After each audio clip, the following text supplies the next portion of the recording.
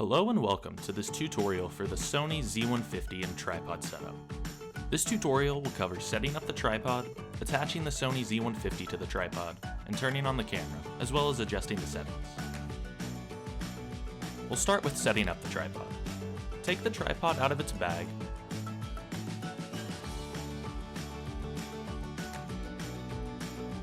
unfold the tripod so that the legs completely extend.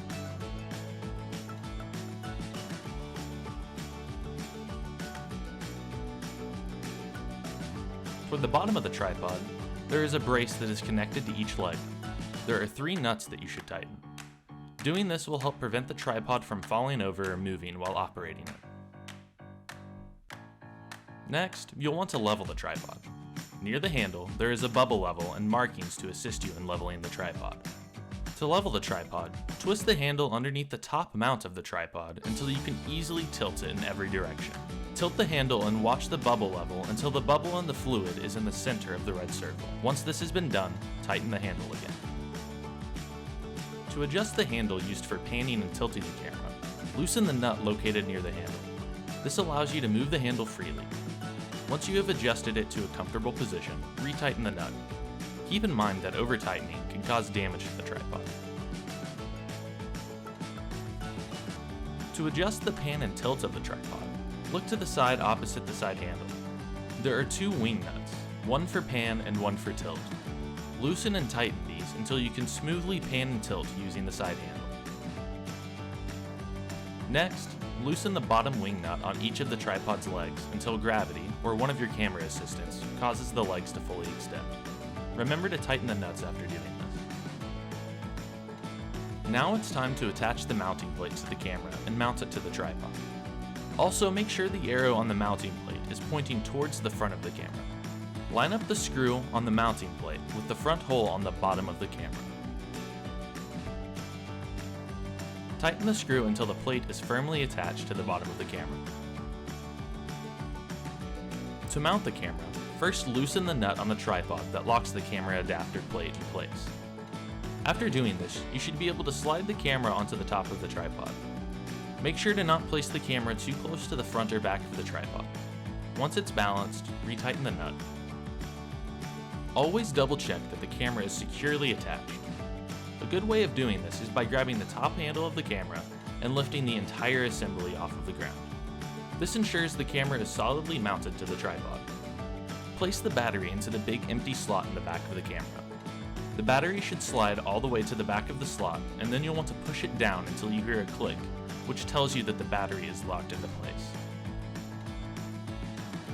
Now it's time to turn on the camera and adjust the settings. The on-off switch is located on the left side of the camera, toward the bottom. One of the first things you should do after turning on your camera is toggling off the auto functions of the camera. On the left side of the camera, toward the bottom, is a button labeled Full Auto. Pressing it enables and disables the full auto settings for gain, white balance, and shutter.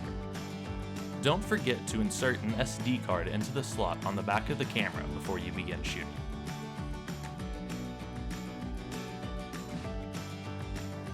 You should also format your SD card for use with the camera. To do this, go to the menu, toggle down to the bottom icon, then scroll down to Media Format and click the memory slot in which the SD card has been inserted. Following this, change the resolution, frame rate, and gain to the desired settings. To adjust file format, go to the menu. Scroll down to the second category, Record Out, and then select Rec Set. Here you can change the format to AVC HD. The recording format is also located under Record Out. The standard for our class productions is 1080 60i.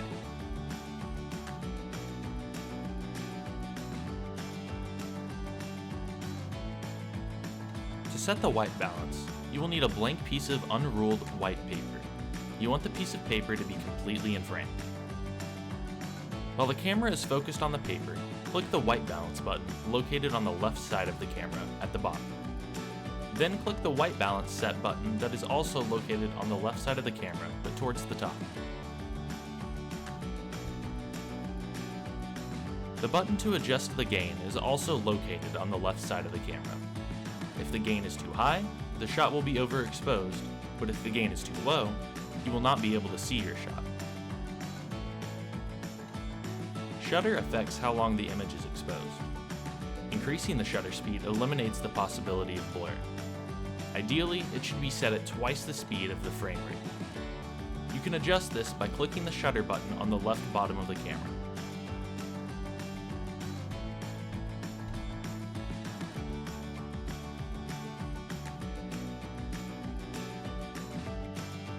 Manually adjusting the zoom and focus will help you achieve critical focus.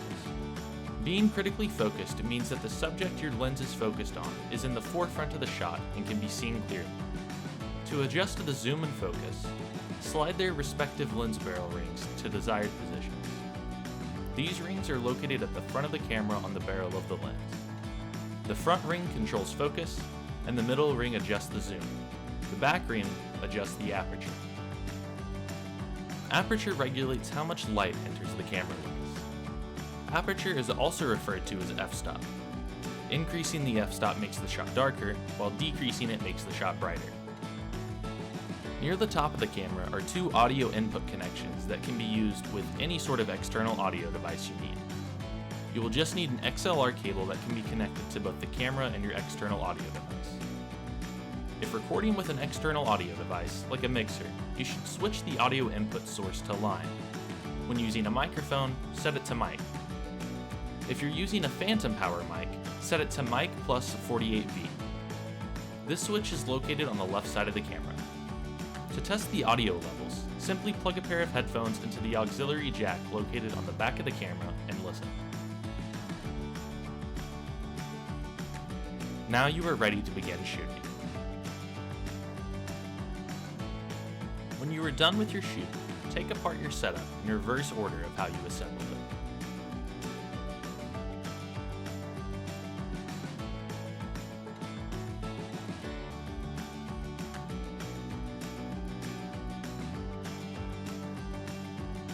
Detach the camera from the tripod and remove the mounting plate from the bottom of the camera.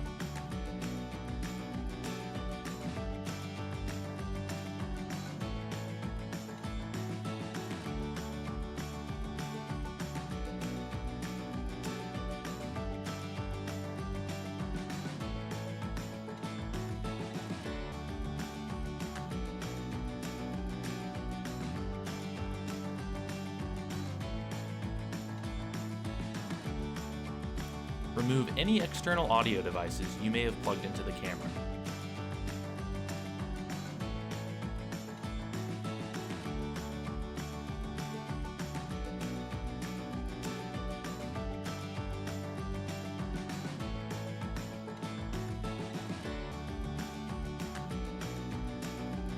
Power off the camera. Don't forget to remove your SD card and the camera battery.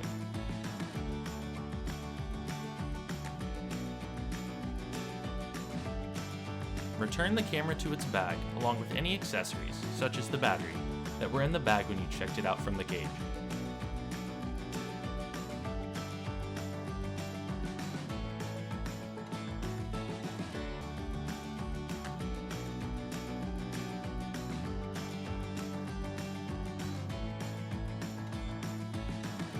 Collapse the tripod down to its smallest form, then place it back in its respective bag along with the mounting plate.